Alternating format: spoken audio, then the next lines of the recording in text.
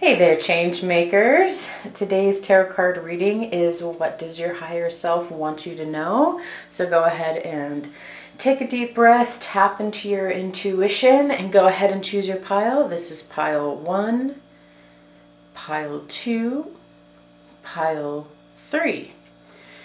And I'll give you just another moment with that. You can always pause the video if you need a little more time. Again, pile 1, pile 2, and pile 3.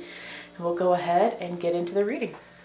Okay, pile number 1. So the first thing that really strikes me about your reading is we have all of these swords up here. You've got 3 swords cards, the 9 of swords, the 10 of swords, the 6 of swords, and that to me just really says, and then we've got these 5 of cups. So I just see that there has been a lot of mental anguish, a lot of mental frustration, just sort of negative thought patterns going on where it's like you have this dream of the 10 of Pentacles and you can see the 5 of Cups is like looking at this dream but sorrowfully, right? Like it's hard to tap into feeling creative and abundant.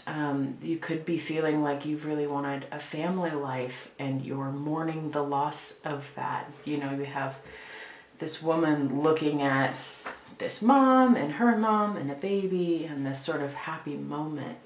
So there could be this focus and direction and desire to create something happy in your life, but there's these negative thought patterns that you're trying to overcome.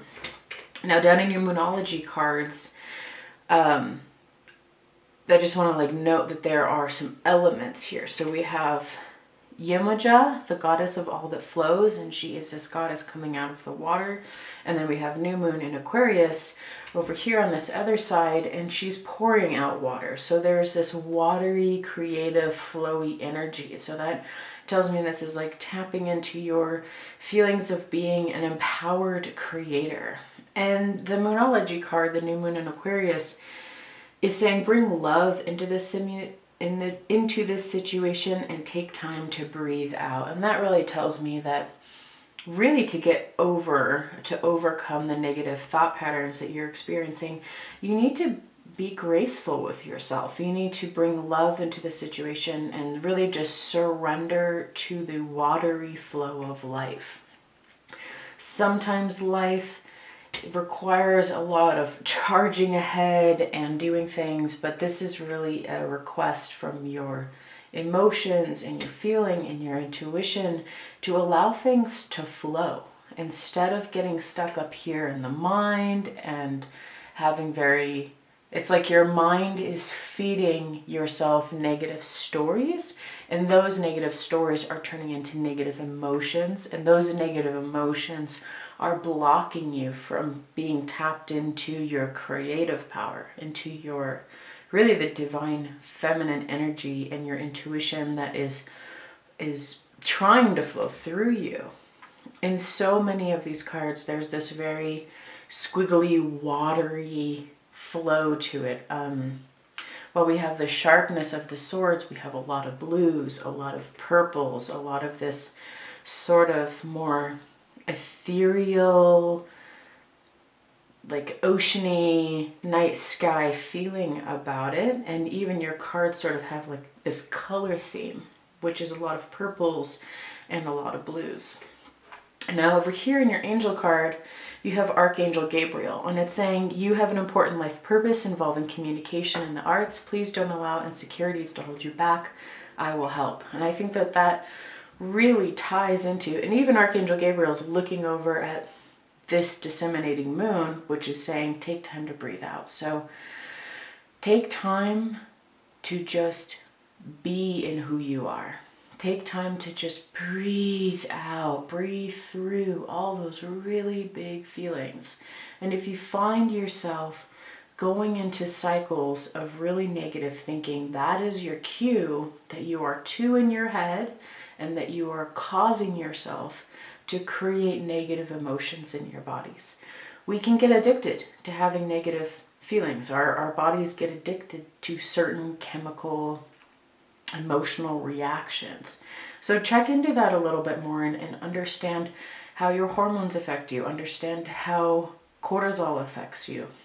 Because part of this may be just your body requesting you to understand and learn about it more so that you can help yourself move past some of this stuff. I also think, like, very much like color therapy wise, tap into these really beautiful blues, tap into these purples. Purple's really associated with your crown chakra. Your blues are associated with your throat chakra and your third eye. But it's really just showing me that, you know, all of the card colors are very calming and soothing, and that makes me want to hold you. Like, it's showing me that even in this darkness that you are battling through, right? Like, that the truth is you just want to be held in something comforting, and I think these colors may help you sort of wade through the murky waters of your feelings. Now, when I pulled this tarot card reading, I asked which goddess was guiding you and protecting you. And this was the one. Let's see if I can show her properly. So I just want to really point out again, she is coming out of the ocean. So you have a goddess who is currently teaching you the deep practice of feelings and how feelings work and how intuition works and how, again, to me, the word hormones keep coming up. So how is the flow of life coming through your creative flow from the very ethereal to this very manifest reality? I also really want to point out that she's very, very heart-centered. So you have love. That's what this is saying to me, that the divine love is coming through to show you the way through this, that the divine love is teaching you about these things and showing you how to handle these things and navigate these things for your benefit. So check her out some more, and maybe it's also an invitation to spend time next to water if it's possible. Again, your whole spread has this very purple, blue, very watery, very squiggly lined feeling to it, and that may just be, you know, that you need to be around water, you need to be around organic shapes, you need to be around things that flow. The other thing that comes to mind are like the little incense cones, you know, have the like little incense fountains where the water, like the incense, quote unquote, water like flows down it. Just something that shows you how water flows, how life flows, how movement happens in very gentle ways. Because what you are dreaming of is possible. And I just get a really strong sense from this pile that what you're dreaming of is softness. You have a lot of sharpness, a lot of sharp thoughts, maybe sharp memories. But what you're really craving is to break the sharpness in your life and to have more gentle flow with it. So that's what I see for you, pile one. If you like this video, please subscribe and give it a like and share it with somebody you love and care about that might benefit from it too.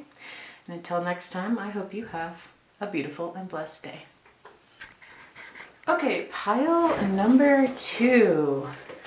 So the first impression that I really have with this pile is there is this resistance to change. We have the King of Swords in reverse over here, and he's looking at these wands and really pondering them. And this is the change. And as I kind of looked over everything, down here we have this balance of spirituality and practicality. Nothing will come of this situation. Your angel message is about working with young people. And then we have this God of light, which is saying we are all sacred mirrors reflecting back the same light. And what I really am getting from the reverse cards and from your tarot cards is you are contemplating a change But this changes with your inner child. And again, that's kind of coming back to this angel card saying that, you have a gift for working with young people. But I really see that as you are working with your inner child to overcome some resistance your inner child has towards having a positive change in your life. And the Eight of Wands over here, they're like flying. There's like some inspiration, some fast movement. But the rest of this reading, especially at the top, is just this sort of looking away from this change. Looking away from this change and then having a part of your consciousness, Jesus, contemplating. He looks like he's really thinking about this and pondering on this and hemming and hawing about this. Now down here, there is, my first impression of this was very much like yin yang energy, where we have like this full moon and then nothing. And the more I sat with this, what I feel like is that there is this inner child piece that you need to come back to and address. And your goddess, when I was pulling these cards, I asked which goddess was guiding you and protecting you. And this is your goddess. Here we go.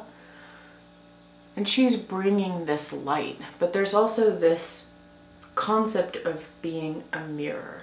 And I see that over in the Moonology cards where you have this full moon and then nothing. And that to me is that we live in duality. And with duality, we have light, dark, we have big, small. We have these dualities of life. And she is showing you this healing light to come through. There is something that you've had on your mind that you've been wanting to do for a long time that you just like haven't done. And you've been trying to understand why has it been so hard for you to do this thing that you have wanted to do. And it's pointing back to your inner child. You need to do some inner child healing work, focus attention.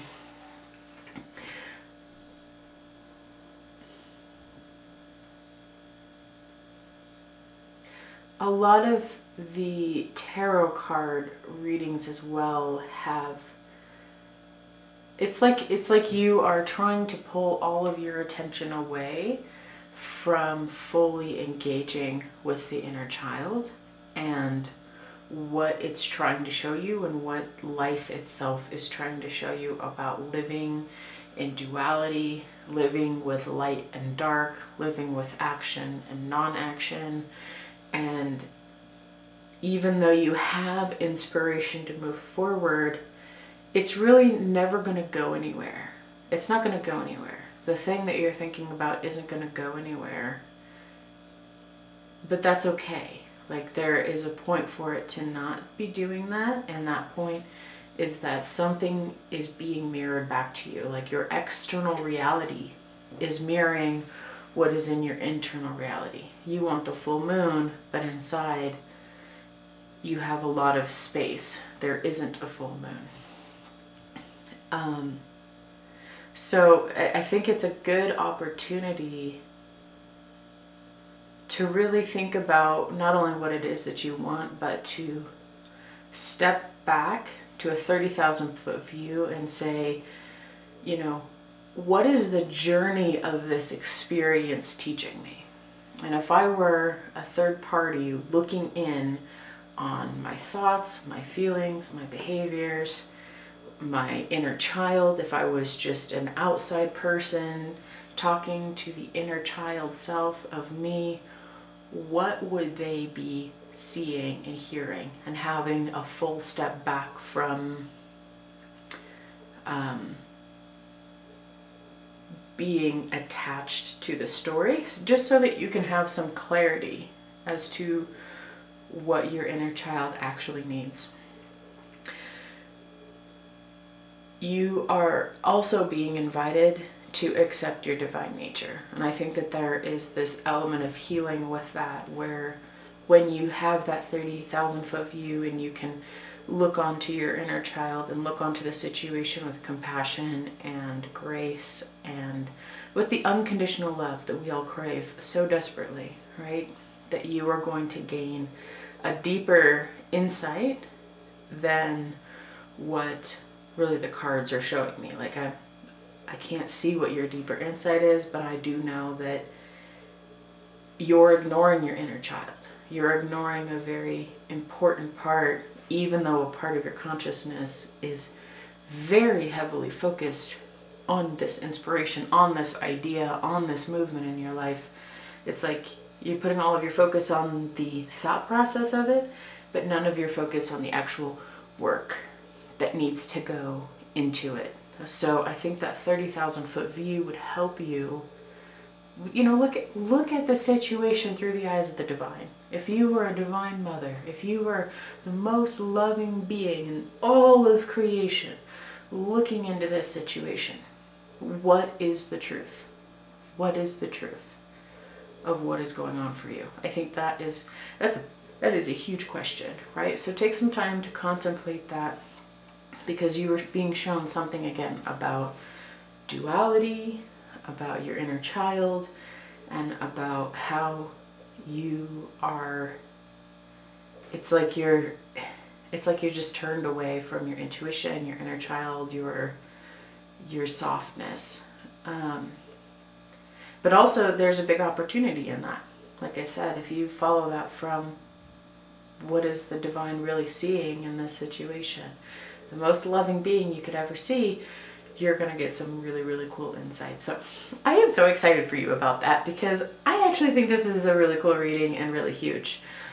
So if you want to leave me a comment below on what your inner child is telling you, or what this idea is that you've been really caught up on, I would love to hear it. And that is what I see for you, pile number 2. If you like this reading, please click the like button. Don't forget to subscribe and share it with somebody you love. I am here to help you as a change maker unlock your soul's potential. And until next time, have a beautiful, blessed day.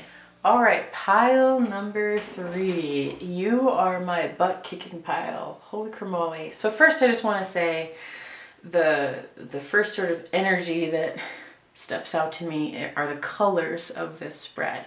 You have a lot of reds, you have these browns, you have these oranges. So this to me, if you were looking to do any kind of color therapy, I think just surround yourself in browns and reds and oranges. These are enlivening colors. They are empowered colors. They are colors of, joyousness, of the sun, of energy and happiness. So you are just, that to me just says you're a very invigorated pile, first of all. Now, when I first flipped these cards over, my top thing that I knew you were my butt kicking pile is because of this card. The 9 of Wands. Look at that. She has battled. Let me tell you, you have perseverance. You have overcome obstacles. You have gone through it. The thing that you were desiring and wanting, you never gave up. You fought for it. You took action. You had consistency. Like, you did it. You did it. And this whole pile, this whole spread, this whole reading, its overall message is that you showed up to get what you wanted. What you wanted is clearly on the way. It's very, very close. And now the request of you is really just to sit in meditation and to relax. But not, you can definitely sleep. You can take a little breather.